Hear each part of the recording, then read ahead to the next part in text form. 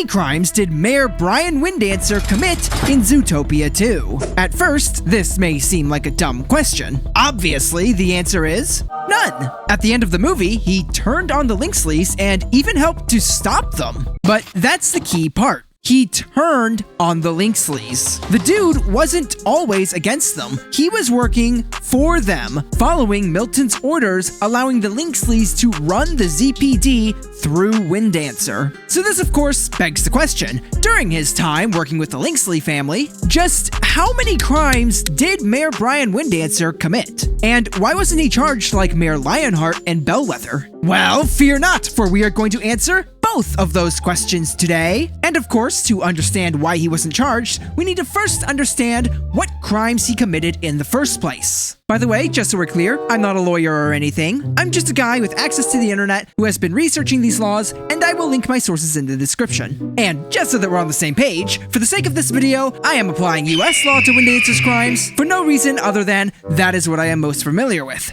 First, there's the obvious. Before being elected as mayor, Winddancer was already working with Milton Lynxley to get elected, act as his puppet, and ensure protection for the Lynxley family. We are never told exactly how Milton ensured that Winddancer would be elected, but there are two possible ways. First off, there's the legal method of simply using his influence to encourage people to go vote for Winddancer. But then there is the other option that may or may not be implied here, which is that Milton somehow tampered with the election results, i.e. voter fraud. Quote from Milton Lynxley, "I will say this once, Brian, you will retrieve the journal and bury them." Or did I choose the wrong mayor? Did I choose the wrong mayor? And then later in the movie, after Paupert says that he will destroy the patent, and Winddancer happens to be in earshot, Milton says, "You want to keep your job. You say nothing." Now, it's hard to say exactly what Milton means when he says, choose the wrong mayor here, but if it is voter fraud, Winddancer is involved in a cover-up. If, however, it is a legitimate election, his intention on giving the Lynxleys protection from the law would be considered conspiracy to obstruct justice and public corruption. So that's two crimes, as well as a potential cover-up with the election fraud, which could also be considered conspiracy, as well as aiding and abetting election fraud.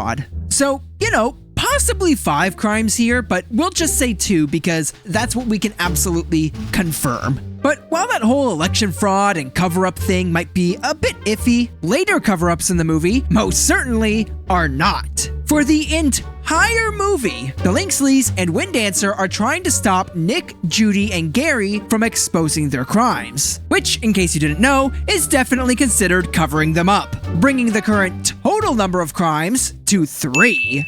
But by performing this cover-up, that actually directly leads Winddancer into committing another crime, which is witness tampering. When Gary is knocked unconscious, Nick and Judy witness as Milton gives the order to murder Gary. "Kill the snake, and you two will file a report that he attacked us." Later on, Nick and Judy find evidence in the honeymoon lodge that points to the Lynxleys' crimes. And who is it that shows up to capture them before they can share any of this information? Why, it's the man himself, or stallion rather, Brian Winddancer. He successfully captures Nick in order to keep him quiet. Which, by the way, is yet another crime, false imprisonment. While in police custody, Winddancer allows Milton to not just interrogate Nick, but he allows Milton to assault him with his claws. And since Winddancer is heading this operation and is standing right there and does nothing to prevent this assault while in police custody, he becomes legally complicit and can be charged with aiding and abetting assault. While in police custody, it is his job to make sure that no harm comes to the individual being detained. Also, since we're on this scene, we might as well throw in the attempted false imprisonment of Judy, which is a separate crime to his successful false imprisonment of Nick, bringing the total number of crimes that he has committed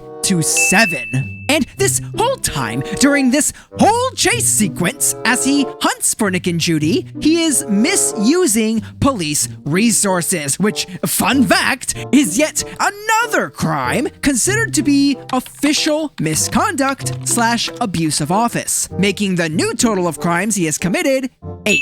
So, with 8 total crimes, some of which are pretty egregious, you might start to wonder, as I did, just how many years would Winddancer be getting for something like this? And fun fact, that was the original concept for this video. But the more I researched it, the more I learned that if you commit a crime in service to another crime, it actually adds very little to no extra years in jail. And that sucks. That's no fun. That makes the final result tiny. But this is a buddy comedy with a bunny cop and a fox who may or may not be heading towards a romantic relationship, searching for a buried city whose entire electrical system operates on Christmas lights logic. If one light goes out, they all go out.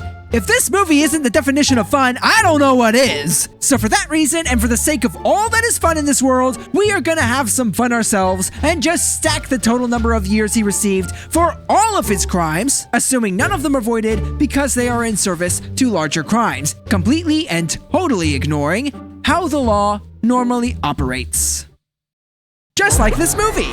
First up, witness tampering. The maximum sentence for this is up to 20 years in prison. Then there's false imprisonment, which can land you up to 5 years as a standard felony, but can be up to 10 years if charged as a civil rights violation under color of law. Which, once again, I'm not a lawyer, but yeah, I think abusing your power as mayor to imprison someone you know is innocent and violently interrogate them in order to cover up your crimes can possibly be considered a civil rights violation under color of law. You know, just maybe. Then we have the attempted false imprisonment of Judy, which is also 5 to 10 years. Even in this specific case, if there was no actual false imprisonment, because we like big numbers here, and we're gonna go with the full 10 because it makes me laugh. Normally, from what I understand, Winddancer would just be charged with the false imprisonment of Nick, and the whole attempted imprisonment with Judy would be practically ignored. Otherwise, you know, you falsely imprison 10 people and suddenly you're facing 50 to 100 years in jail. Following this, we have official misconduct/abuse of office, which, from what I can find, is hardly really a crime and more of an enhancement to crimes, but can still technically land you 5 years depending on the state. Realistically though, it would probably only be 1 to 3 years tops and likely seen as nothing more than a misdemeanor. But we're going for maximum sentence, and this has been up to a felony. Aiding and abetting assault typically gives 5 to 10 years depending on the severity of the assault. But honestly, Nick got a little cut on his paw.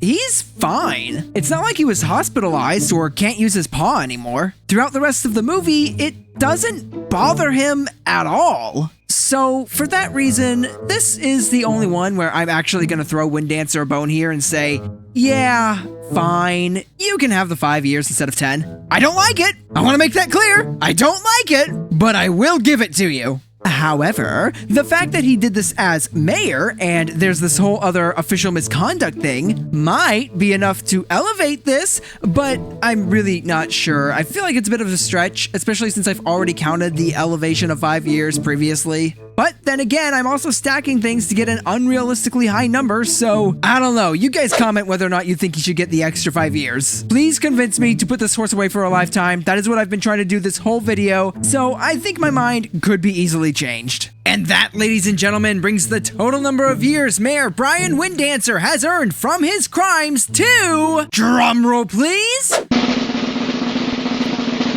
50 years, which, I'll be honest, was a lot less than I thought it would be. Though, realistically, he would only receive no more than like 20 years for witness tampering, since that is the crime that gives the most base years out of all the crimes listed. And nearly all of the other crimes are in service to that one. And because they don't really stack, they don't really add any additional years. And also, that's just the max amount. That's not even the amount that he is most likely to get. There is actually a very good chance that he receives far less than that, despite all the other crimes. But if we are going to be truly realistic with this, he gets like 5 years or so. Maybe 10 or 15 if the judge is particularly harsh. But again, that's no fun, so I'm saying 50.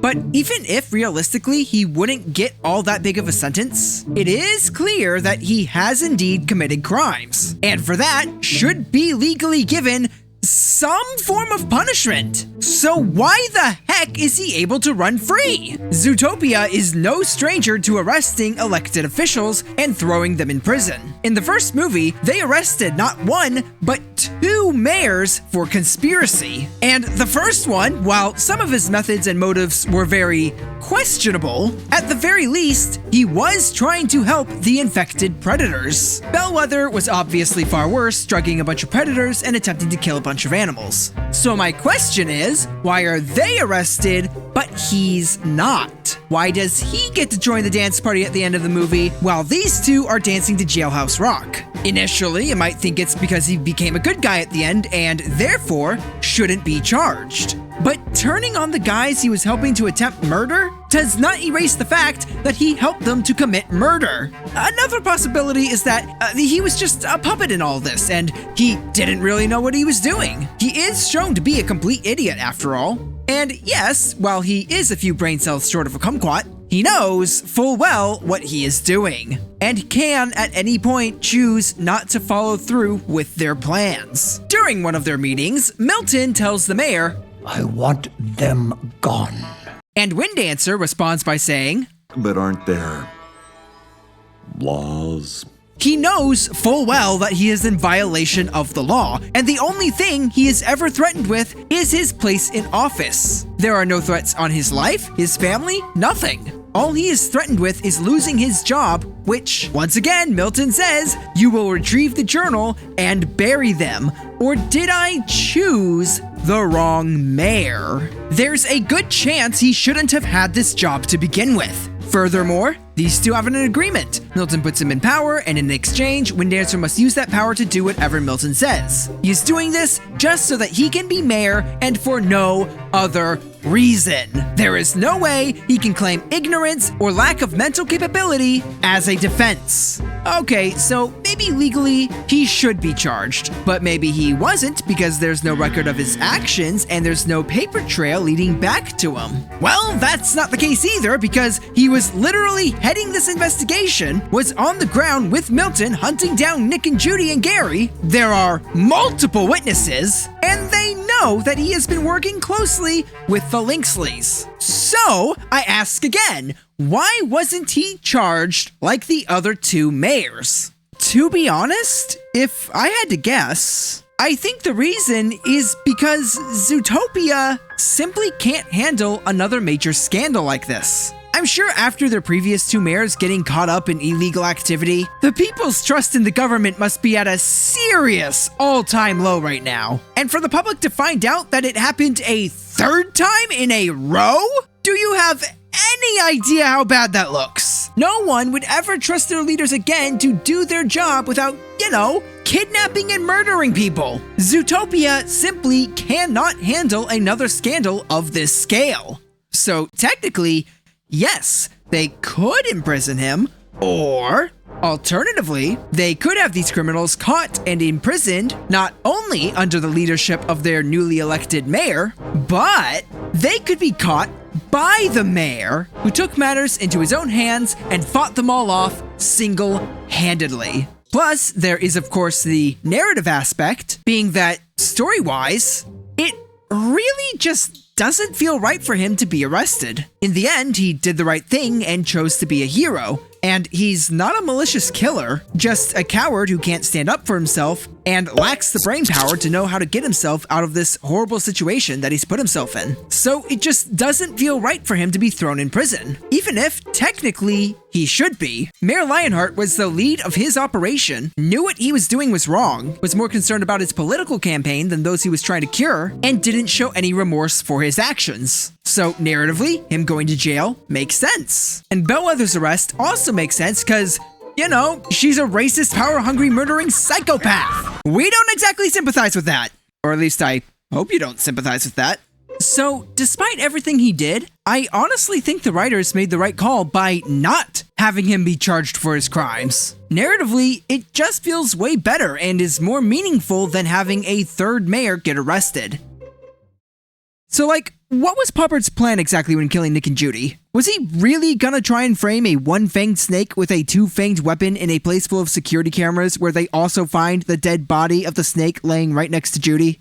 I mean, I get that everyone in Zootopia has a prejudice against snakes, but I feel like the Linksleys are trying to get caught here. And a quick shout out and thank you to my channel members, especially these names right over here for supporting me and keeping this channel running. Especially since, you know, I don't expect this video to do all that great. It's a very out of the ordinary video for me. I just noticed while in theaters that Winddancer committed a lot of crimes and wasn't charged for any of them. And at that point, really wanted to make a video on it.